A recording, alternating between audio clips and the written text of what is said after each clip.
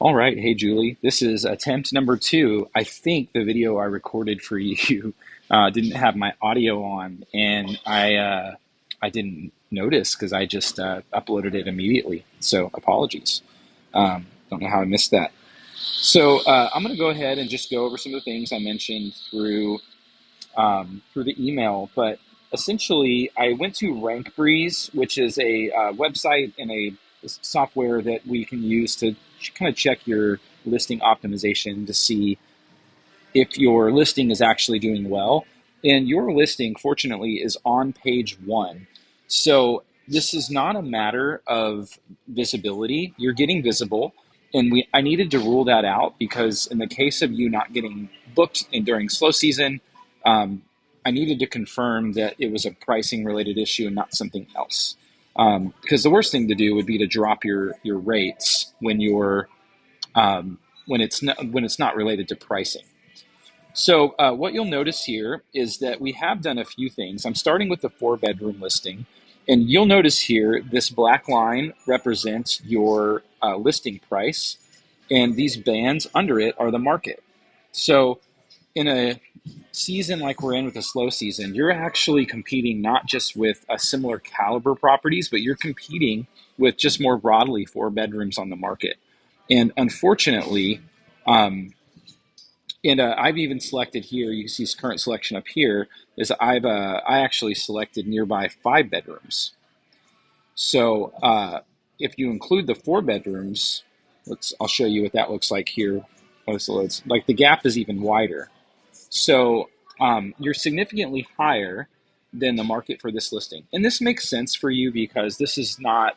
If you're going to get booked for the smaller property, sure, it's less operational load for you, but it also that means that you're not getting the whole property booked. So you're putting a premium on it, and that makes sense.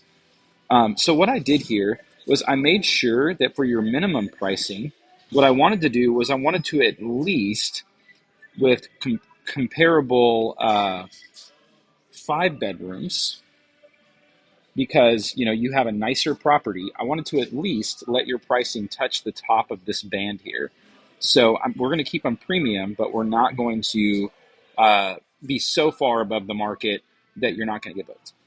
The other thing we did is I went into your customizations here, and there's a few things like one, your minimum stay profile is the short-term rental. I would keep that as the Price Labs recommended. I think that they do a good job with their minimum stay. The next thing is that you already had some of these listed for market driven, which was good. And then I did apply the booking recency factor here. This applies a gradual discount from 5% when you don't have bookings in the last 15 days up to 15% when you've got no bookings in the last 45 days. So it'll affect prices for the next 30 days. So what it's doing with recency is looking at, hey, you are not performing at the market level in the last month, so let's catch you up, is essentially what that's doing.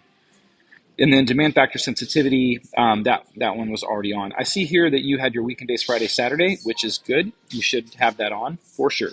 And then finally, I did adjust some of these base prices downward.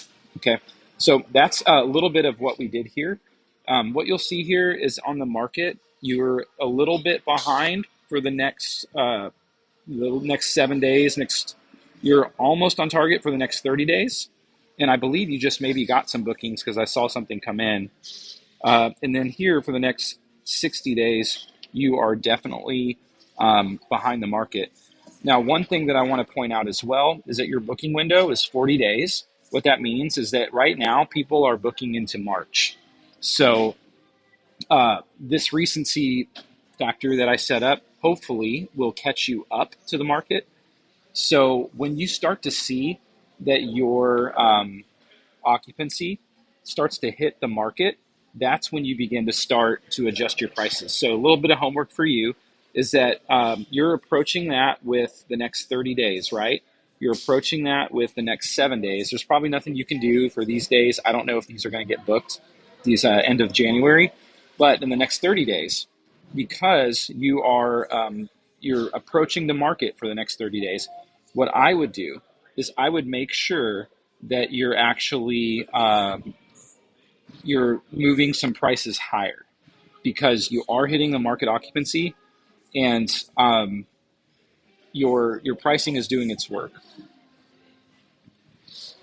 So that is a little bit of hold on, let me go back here.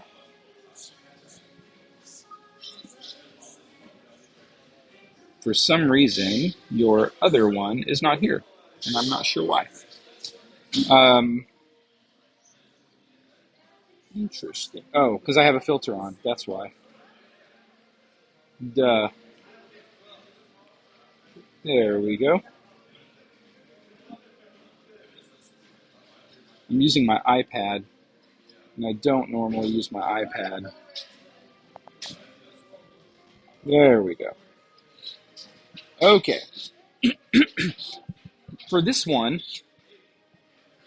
your next 7 and next 30 days, again, we are approaching the market. Now, these weren't like this a few days before, so I think we've made some movement here. But your occupancy over the next 60 days is significantly behind the market. And as I mentioned, when you look at your neighborhood data, you've got 36-day booking window. Your pricing for this property is actually, it was closer to the top band here. So what I did was I priced it right along the line here, as you can see, because we want to pull it down a little bit to be more competitive.